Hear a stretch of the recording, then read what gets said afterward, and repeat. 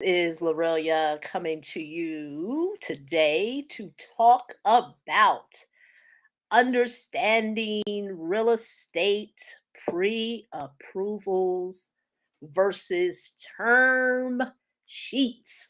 Okay, let's dig right into it. So, I always like to introduce myself just in case you're not familiar with who I am. As I mentioned, my name is Lorelia, and I am not new to the topic of credit and funding, primarily for real estate investors. And so, early part of this year, I had announced about going deep and going deep in the context of understanding funding and credit for investors. And the reason why I wanted to do go deep is because we're now in a space in time where there is a very big disconnect in the industry of funding, in the industry of credit, in the industry of real estate. And what I've noticed is that many people are making those three topics a, a silo in itself. That funding is a silo, credit is a silo in real estate.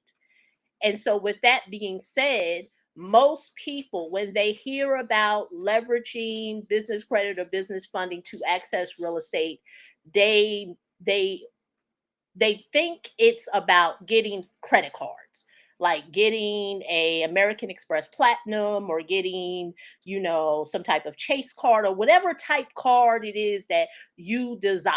That is what most people are teaching. And even with that being said, a lot of people are either teaching real estate and getting credit cards as a bonus. And at the end of the day, I'm not here to say it's right or wrong, but if you are that person who is trying to leverage credit, leverage funding, and get access to six figures to invest in real estate, that is a whole nother topic in itself. And the reason why it's a whole nother topic in itself is because getting access to funding to invest in real estate is not done in silos. It is, at least that's the way I, teach individuals and what I share with individuals. It's not done in silos. It's based on the business at hand in terms of real estate. That is what it's based on. It's not based on just trying to get credit and maybe some real estate. It's about being able to do the two simultaneously. And that leads me to tonight's topic, which is about pre approvals and term sheets and why they're different. And let me explain the reason why they're different.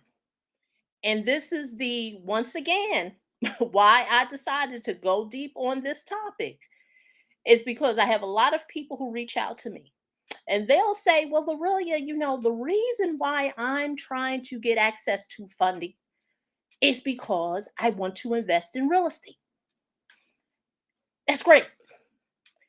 And I always ask the question, well, why aren't you investing in real estate? Just do it. You don't need funding. Just invest in real estate. Oh, well, I need some type of document to be able to move forward with the deal. And this is where the mismatch comes in because many people, and I've said this in another video, some people are trying to do an advanced strategy and they only have primary basics.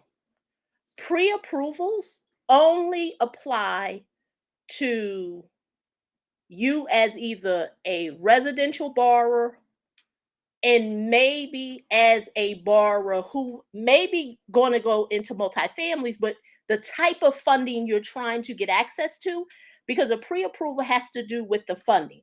So if it's backed by FHA or any other governmental loan, a USDA loan, an FHA 203K loan, that is going to be a pre approval letter.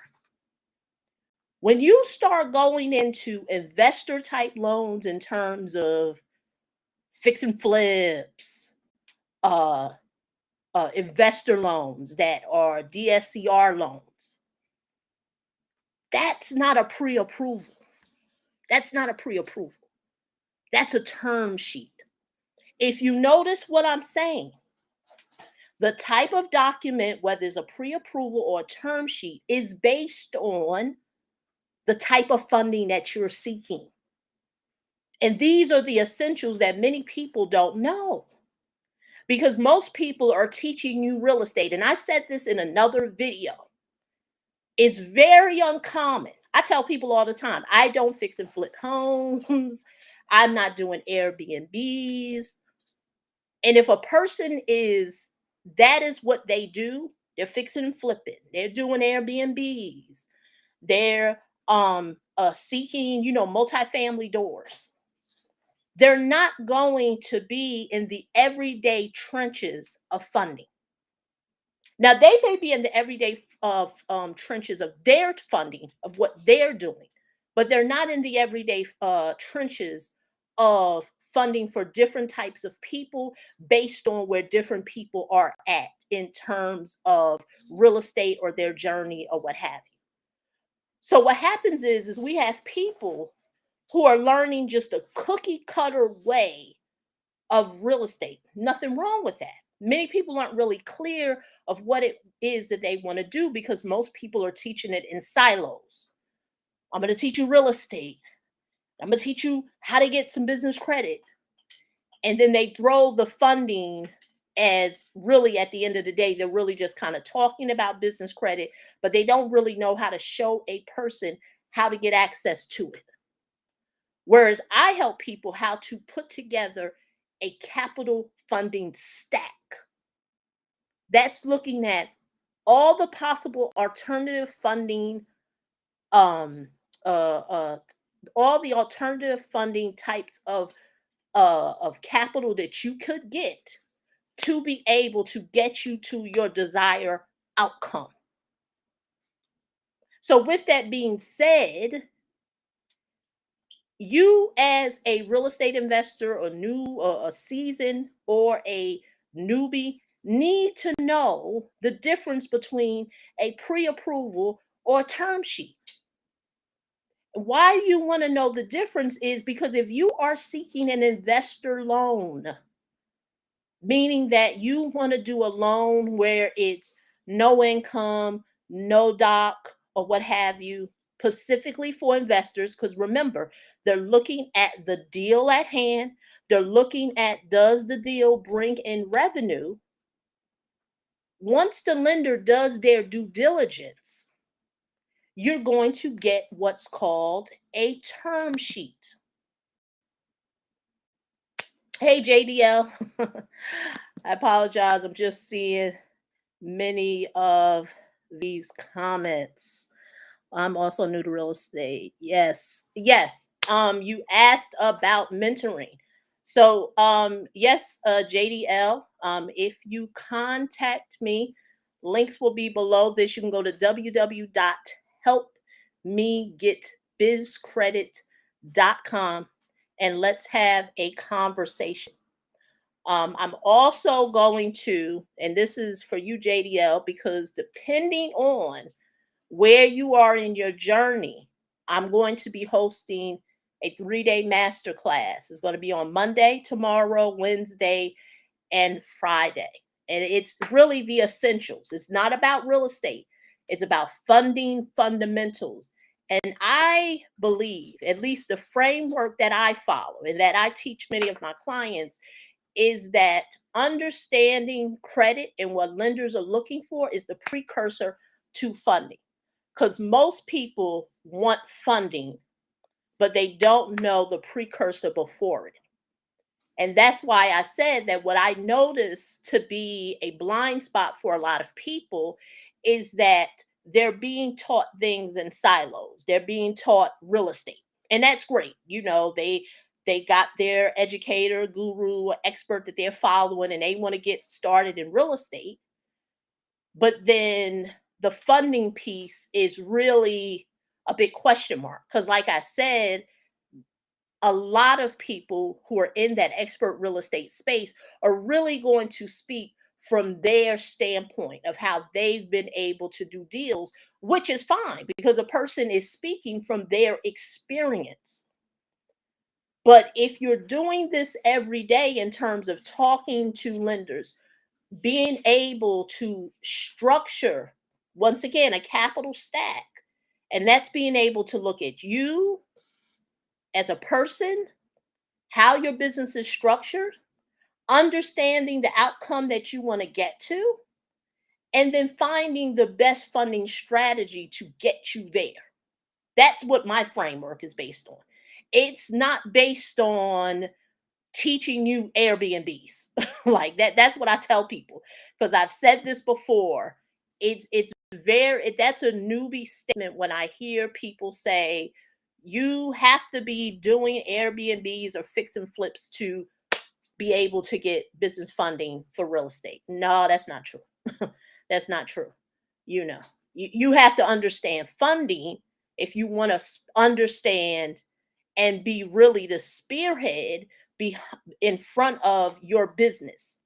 Because if you don't have an idea of the funding sources that are out there, you can fall victim to anyone telling you what's the best thing. And it goes back to what I originally said when it comes to pre approvals. A lot of people are asking for a pre approval letter and they're interested in making investor moves. So if you're new to real estate and you know, I want to invest in multifamily properties, I want to use an investor loan, primarily a DSCR loan, you're not going to get a pre-approval. And then one may ask, well, Aurelia, well, how am I even going to show seriousness to the person I'm looking to buy it from if I don't even have something to substantiate that I am in position to get the deal? And once again, this is, I don't know what they're teaching people now when it comes to real estate. I always say, if you really have a deal, getting the money ain't going to be hard. If you have a deal, money's not going to be hard.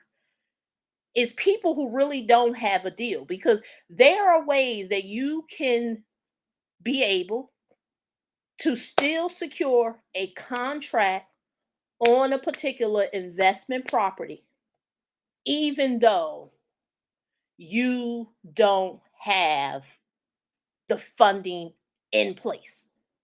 And I know that's a loaded statement because I don't say that with deceit.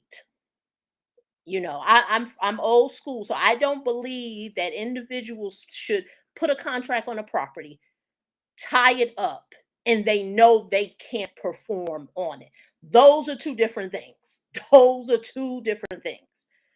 So that's why I say that is a broad statement. Because if you have a deal, you know it's a deal. It's a deal in your market, however, whatever the numbers are.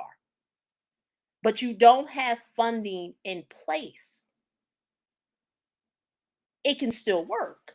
Because now all you would have to do is work towards getting the funding. Because when the lender works out the numbers, do their due diligence, now they can issue you a term sheet and you can now move forward with the deal. Not what I think a lot of people are being taught now, which is tie up and secure a property, not sure where you're going to get funding. And if you can't get funding, you walk away. Not that. I don't subscribe to that. I subscribe that whatever you put your John Hancocks on, that you be in position to be able to perform. Because if it's a deal, there's things that you can work out for maybe another investor to execute.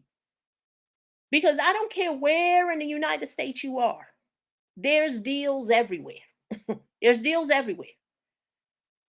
Don't matter if the numbers are high or low. There's an investor in your market who would be able to perform on the contract if you can't. But that's why I said the essentials of funding need to be understood, because a lot of people, they don't know the difference. There are people who come to me and they're having interest in doing investor type deals thinking they're going to get a pre-approval letter. That's not how this works. A pre-approval letter is based on you as the borrower. That's what that is. A term sheet is based on the deal. That is what a lender is looking at. Now, of course, your character comes into part, experience or whatever, but the two are different, which is why the decision making is different. Pre approval is based on you, your income, your credit score, debt to income ratio, all those things. Whereas a term sheet for an investor loan, those not going to play a part. But then once again, I'm it give you it, you know, asterisks depending on the lender who is backing the loan, because that's a whole nother animal. Many people want to tell you that all investor loans are created equal. They're not. As opposed to a pre-approval, especially if it's backed by a government entity, if it's HUD or 203K loans or USDA loans or VA loans, they are the same no matter where in the country you buy, because it is backed by the lender, the government. The government is the lender. Whereas with investor loans, they're not governmental loans. So they're all different. So if any mortgage broker who is talking to you about DSCR loans and they are saying that their way or whoever they work with is the only way, I'm going to look a little side eye. I'm going to look a little side eye because I have relationships with multiple lenders who are in the DSCR space, and their decision making is all different. It's not the same across the board. And those are just little things that you're not going to know unless you are doing this every day.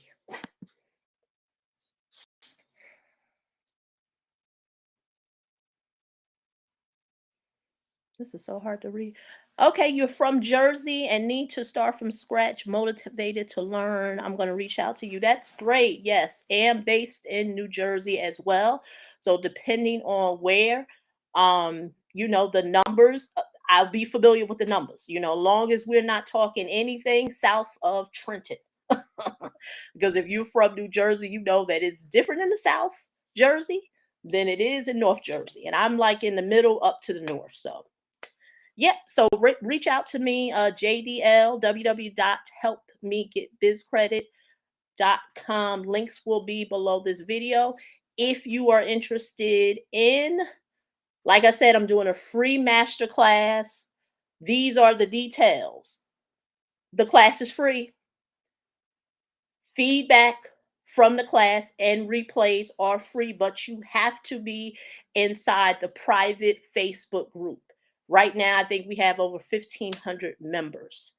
So that is free. I will be sharing many resources on these master classes. Those aren't free. As well as if you need any feedback or you want to do a deeper dive into what I'm going to be talking about for those 3 days, there is another level, and that is a fee. So I just, want to be frank with that. And that you can go to www.diycredithub.com. I tell people that it is really understanding credit 10x. It's really it's not your how do I get a 700 credit score. It's primarily about how do I look at my credit and be ready for funding. Because once again, part of my framework and what I teach is depending on the type of funding you want, especially when it comes to business credit, your personal credit is going to play a large part. It's going to play a large part, especially when you lack the three R's, which is what I talked about in many videos. You lack revenue, you lack receivables, and you lack real estate. How are the decisions going to be made? That's what I tell people all the time. It's not magic money.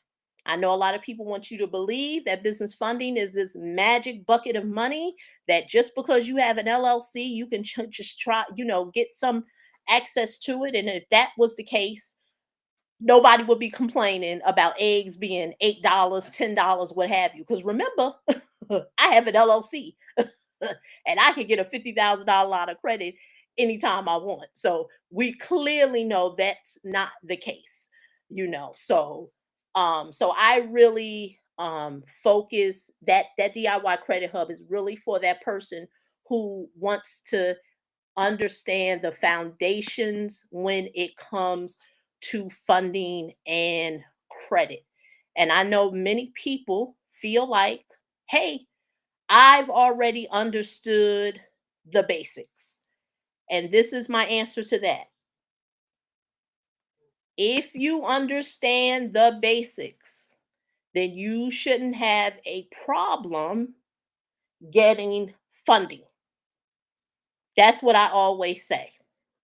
Because getting funding is not hard. You can go right on to Google and you can Google how to get funding. So I hope I didn't freeze.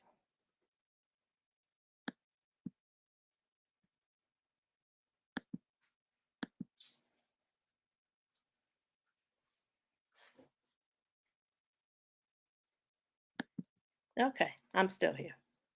Thank you, Ronald Robinson. Very helpful. Thank you. Thank you. Thank you. I think I'm back. I think I'm back, JDL. I think I'm back. Yes, I think I'm back. Yep. So, once again, going over the essentials, the 3-day masterclass is really going to be the foundation steps when it comes to credit. I'm a big advocate, and I tell people this all the time. I'm a straight shooter. I do this in real life. And I am a big advocate that if you understand how your credit really works, the part that it plays in the funding decision for you to get high approvals, credit and funding will be your oyster. It's not hard to get access to funds, even in the economy that we are in. Lenders want to lend. It's just that money's not cheap. In the past couple of years, money has been cheap. But I've already did videos about that. Hey, how you doing, Curtis? I've already did videos about that. You know, I mean, this is my second recession as a business owner. And this is what I'm going to say. I'm not going to predict, but I'm only going to go by the last recession in 2008. And I always tell this story. I say there were people in 2008 who said that their real estate business took a dive. And I always say that is when mine picked up. It's because when the tables turned, I was able to see the opportunity.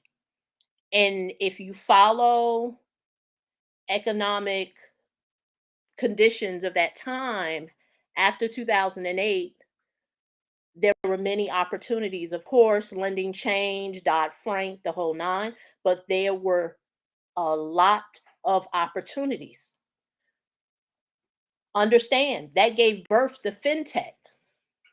If you remember, during that time, you couldn't just go right on Google and say how to get business funding, how to get this, or what have you, because there weren't many lenders in the fintech space. It wasn't even really created.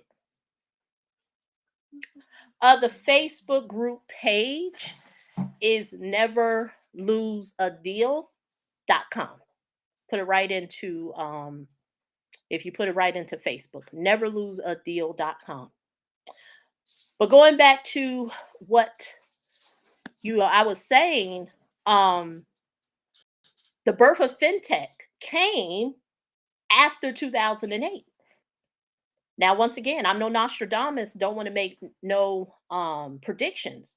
But if we follow the economic cycles of any past recession, there were opportunities that came after that. And once again, I'm a big advocate of position yourself to take advantage of opportunities. We saw what shortcuts did with the PPP. It's not worth it. Many people have either got hemmed up or will get hemmed up and are going to jail. Like those federal money laundering rules are not no joke. So, once again, position yourself for the upside. Thank you, Ronald Robinson. Thank you. Thank you. Let's go back to what Curtis is.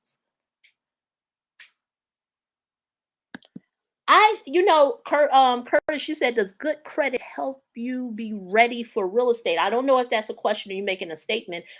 I just feel like your terms can be better. Anyone can get in this economy. There are people, there are big entities, $1 billion, $1 trillion entities that specialize in the subprime market. So they specialize with helping people who have a below 650 credit score. But we all know the terms aren't the best. There you go.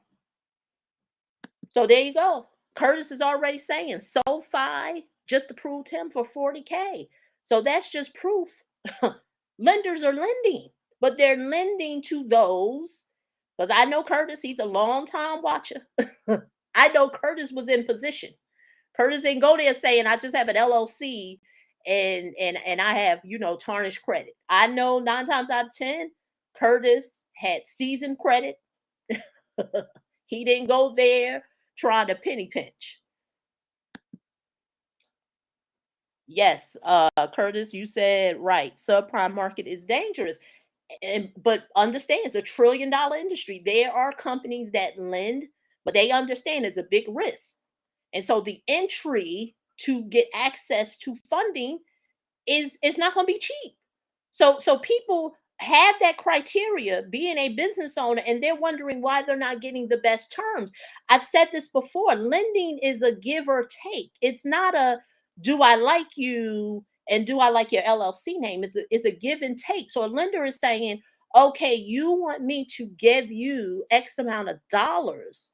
What are you going to give me? Because it is a big risk. I see based on history that you're not a very good steward or paying back your obligations.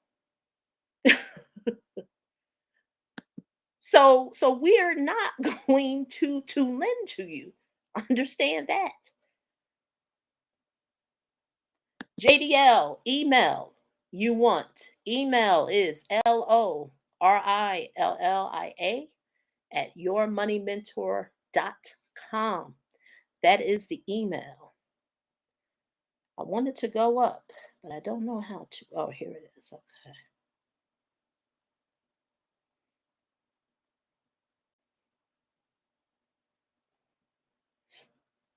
Just reading some of the comments.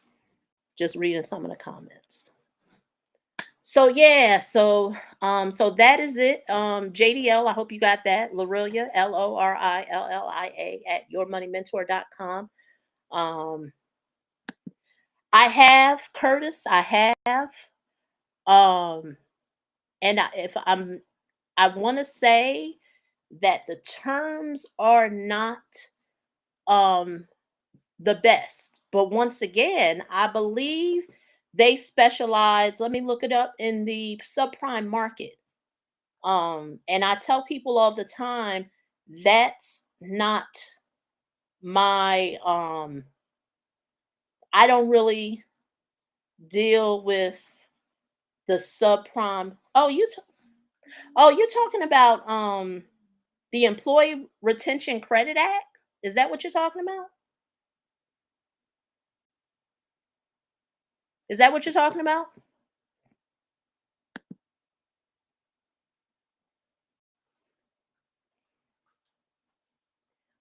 Curtis, are you talking about the ERC credit, the tax retention credit? Because once again, I specialize in funding, not taxes. I stay in my zone of genius. Thought you were talking about a particular lender that specializes in a subprime space. I know there's a delay, but I think you were talking about the employee retention credit.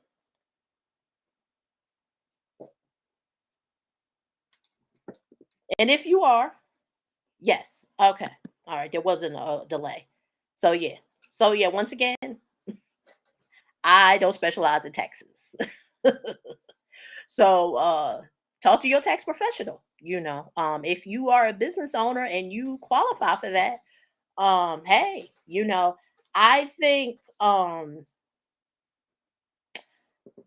I personally feel like that with PPP, businesses who had employees had a bigger bang, and it seems like after that, um more ways for companies um to be able to leverage that. um they came out with other benefits, but it goes back to what I originally said and what I say is that if your business is structured properly, and once again, I think that's why so many people were enticed to falsify their records during PPP because they were not positioned right, but they saw that the government was giving um funding or resources, I don't want to say funding, but really financial resources for businesses who were structured correctly. Because if we want to really just get very specific about the whole tax breaks, understand tax system is created for business owners. Like it's to benefit you employing people. So, one should never be surprised of the tax resources that are either in place or going to be coming in place in the future, because business owners get the best tax breaks. So, once again, Curtis, if your business is positioned to do, get that. I mean, talk to your your tax professional, because that's just what the law is built. The internal revenue, the case law is created for corporations, business owners, or what have you. That's why you have people who are just working individuals, and they'll say, well, why aren't I getting the tax breaks like the wealthy? Well, the wealthy hire people who understand tax law and to be able to leverage those things. So, but to go further with that, disclaimer, talk to your tax professional about how that can benefit you or anything else that is part of the CARES Act. Yep, there you go, Curtis. Yes, facts, facts. So, once again, thanks for joining me tonight and those who will be watching the replay. But wanted to talk about, yeah, the pre approvals versus term sheets, understand what they are and how they work, because they're not the same. And I think a lot of times people are listening to individuals who are in the space of you getting a pre approval and thinking that is how you is thinking that's the same thing that you would need when it comes to investor loans, and that's not the case. When it comes to investor loans, lenders and brokers, they provide you with a term sheet. They tell you your terms or whatever, and they'll draft up some type of document so you can be able to give to your potential person that you're buying from a letter of intent so you can move forward with your purchase. Two totally different animals. One is basing your funding requirements on you, how much money you have, your credit score, your debt to income ratio. And the other one is looking at your real estate deal, how much money the deal can make, the equity in the deal. JDL says setting up LLC in states for real estate. I mean, that's such a broad statement because I don't really want to say because it has to do with the outcome at hand. Um, when you start talking about different LLCs and different states, it that has nothing to do with funding. It goes back to no lender is going to say, "Oh, we're not going to fund you because you have a Nevada LLC or a Delaware LLC." That has to do more so with asset protection, um maybe tax, um you want to reduce your liability, but no lender is going to say, okay, you have a Nevada LLC or a Delaware LLC and we're going to lend you money without looking at all those other things. So it's not that it's a bad strategy, but it just depends on what you want to do. I find, now this is what I will say, many people spend a lot of time on asset protection, on entity creation, and then they spend no time with creating some type of income to come into that business. Or they don't spend any time understanding what funding is best suited for that entity. So, a lot of time being spent on entity creation or where they want to establish an LLC, very little time with how to bring a dollar into their business.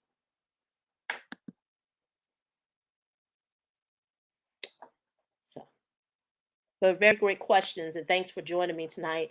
But I will be live tomorrow, 12 p.m.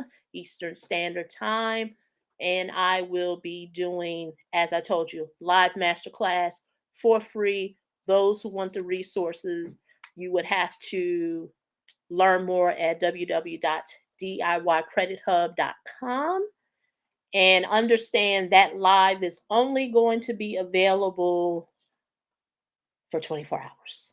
And then after that, it disappears. But if you want the replay, it will be in the Facebook group. So once again, this is Lorelia. I'm signing off. Bye-bye.